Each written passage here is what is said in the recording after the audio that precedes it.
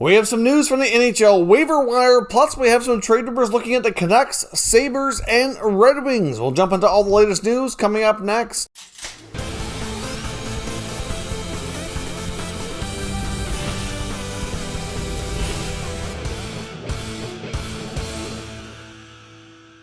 So welcome back to another video here at Top Shelf Hockey. Now, as I mentioned, we have a variety of things to talk about. Let's start here with news from the NHL waiver wire. Now, I believe it was 4 players we had going through waivers yesterday. There was only one claim, and that was Mark Friedman of the Philadelphia Flyers, was claimed by their division rival and cross-state rival, the Pittsburgh Penguins. So Friedman, who's a 25-year-old defenseman, still signed for this year and next on an entry-level type deal. Good value there. Obviously, he's only played 11 NHL games, so obviously Pittsburgh wants to add some defensive depth, and obviously he was somebody going up and down between the Flyers lineup and taxi squad AHL team, so they make the claim, and he goes there, and we'll see how things work out for him. We know Pittsburgh's had a ton of defensive injuries this year and had a lot of players going all around as well, so we'll certainly take advantage of the extra defenseman there. Now, as I mentioned, I want to take a look at some trade rumors as well, but before we jump into that, in case you missed the big news earlier, there was a video on the channel late morning today talking about the big, huge news out of Montreal, where they fired Claude Julien and assistant coach Kirk Muller. Obviously, if you didn't catch that video, I'll link it up here in the YouTube cards, but certainly some big news. Dominic Ducharme, assistant coach, is now the head coach, and they've brought up Alex Burrows as well from Laval to replace Muller as the assistant coach, and I assume he'll be looking at the power play responsibilities, since that was something that Muller would look after as well. So pretty big news out of Montreal, and there's really no talk right now, at least that I've heard, about any big rumors around potential trades that Bergevin might make to try to make this roster better. I think he did a lot of his heavy legwork in the offseason and believes in the roster as is, and wasn't getting the results, and obviously felt that a change needed to be made. Not to say that we couldn't see the Habs maybe tinker with the lineup a little bit. There's been some talk about Victor Mete wanting a change of scenery, but obviously at this point, I don't think we're going to see anything too huge out of Montreal, but we'll have to see what happens and how the team responds with the coaching change here first. So obviously that was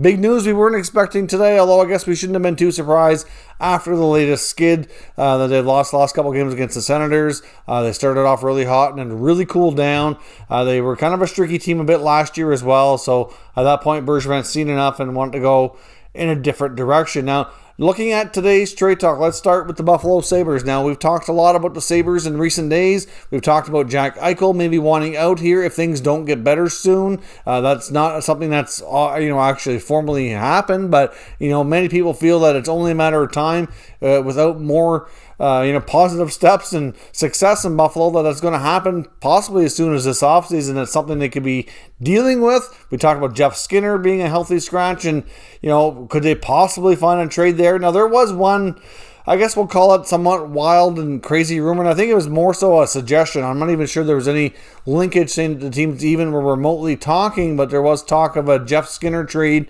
to the Sharks for Marc-Edouard Vlasic in an exchange of unfavorable contracts, we'll say, but Skinner has more term, more money. I don't see that being something that the Sharks are going to want to take on. They already have enough contracts like Vlasic and Karlsson, for example, that are long-term, big money, and not working out right now. So I don't see why they'd want to take on an even longer-term deal. So to me, if Jeff Skinner could get his game back, he would be the kind of player the Sharks will be looking for. I just don't necessarily see that being a swap. I know I can't remember where the suggestion came from, but I did see some articles on it, but it wasn't really coming from NHL insiders. But the player I want to talk about today isn't any of those guys. It's Brandon Montour of the Sabres blue line. Now, even though they were hit hard with an injury to McCabe, Montour is still a player that is likely on his way out. I mean, last year, I think it's fair to say we discovered he didn't really fit with Ralph Kruger's system, and he's a pending UFA.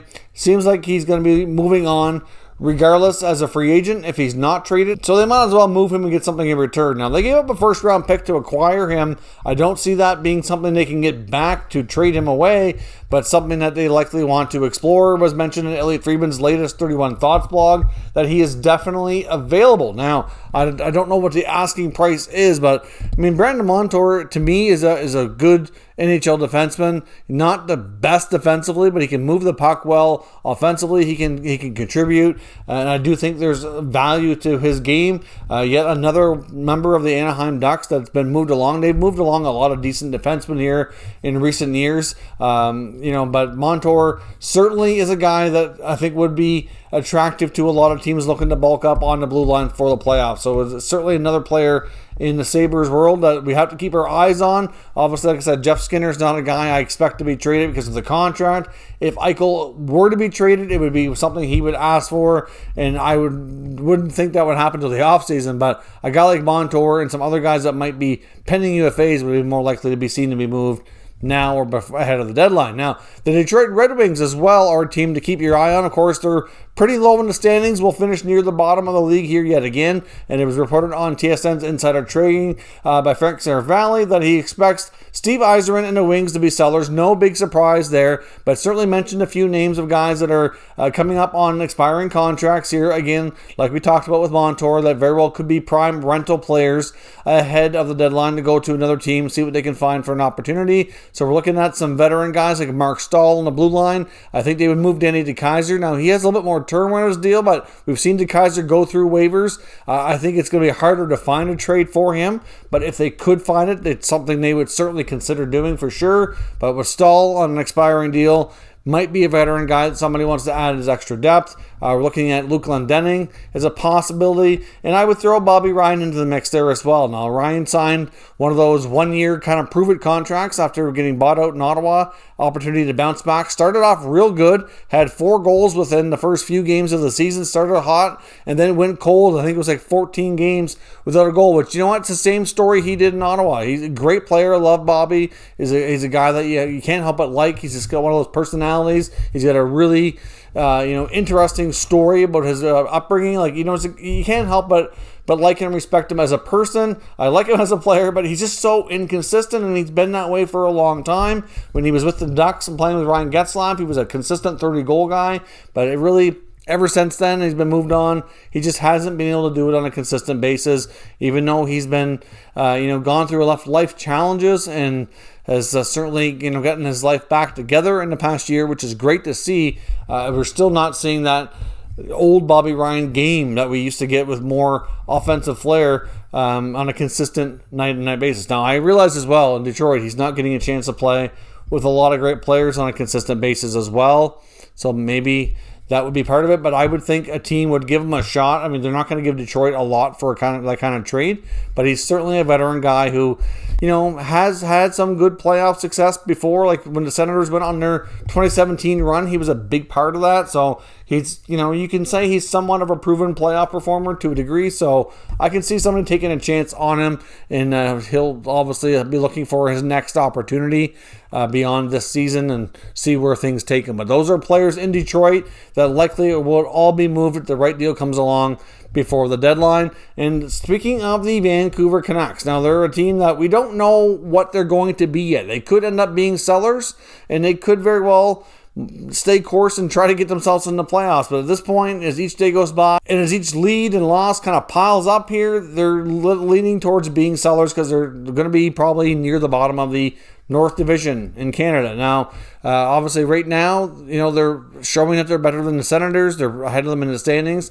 But that's it. All the other teams right now are being more consistent and putting up a little bit better of a result. So the Canucks could find themselves as low as 6 if they don't get their act together. And I said they're kind of starting to run out of time. They need to have some big runs here. So guys like Jake Virtanen and Tanner Pearson, according to Elliot Friedman, are generating some interest around the league. He mentioned both players in his latest 31 Thoughts blog. The Arizona Coyotes apparently have interest in Tanner Pearson. Now, there's no evidence yet to say that the Canucks are shopping Pearson. I'm not sure they're really shopping much of anything. Now, Virtanen's a different story because that's a whole different circumstance. As a player that they've had for a long time that I think they're ready to move on from. They signed him to a 2-year contract, and things are just not working out this year. But Pearson is a guy that I think they would have interest in bringing back if they can make it work for their cap. I know there's already been a lot of, kind of sarcastic jokes towards the Canucks, and if they run out of time, can they get him signed ahead of time?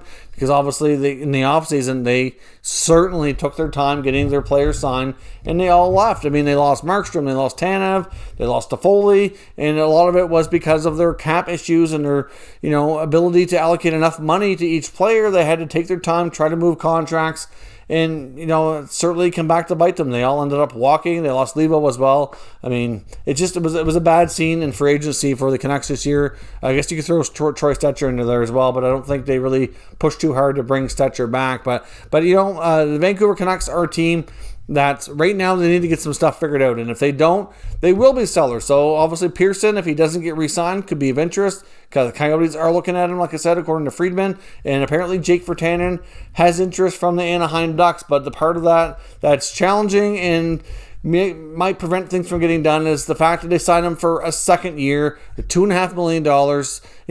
The Ducks are a team that are telling the Canucks that's challenging and an issue for them, and they're probably getting that pushback from many other teams. Now, if he'd only signed a 1-year deal, it'd be more likely that they would take that kind of contract on, because they could renegotiate next year, probably get him at a lower salary, where his performance this year hasn't been great. The second year, the 2-year deal is a little bit more money. And obviously that impacts what his qualifying offer needs to be beyond that, and because he's still a restricted free agent. So it's an issue based on how they sign him. So being able to move that could prove challenging, but teams have interest in the fact that he's got good size and good speed and that potential that they, have all seen could be there, and see if they can be the team to bring it out on them. But at this point, it's going to prove challenging. Jim Benning and company are going to have their hands full getting some trades done, and we don't know what they're going to be yet. But right now, if I was a betting man, I'd say the Canucks are going to be sellers, because they just can't seem to get things together on a consistent basis. They're blowing leads and losing games that they should be winning. And it's a mess. It looks like they're taking a big step back, and hopefully they can get things figured out to take another big step forward next year. But we will see. They will certainly be a team to watch ahead of the deadline. Let me know your thoughts on what moves you think these teams should make. Obviously, lots of players will be available as rentals for the playoffs, and we'll see how things end up. Hopefully, we'll have an interesting NHL trade deadline. Thank you very much for watching, everybody, and I will catch you next time.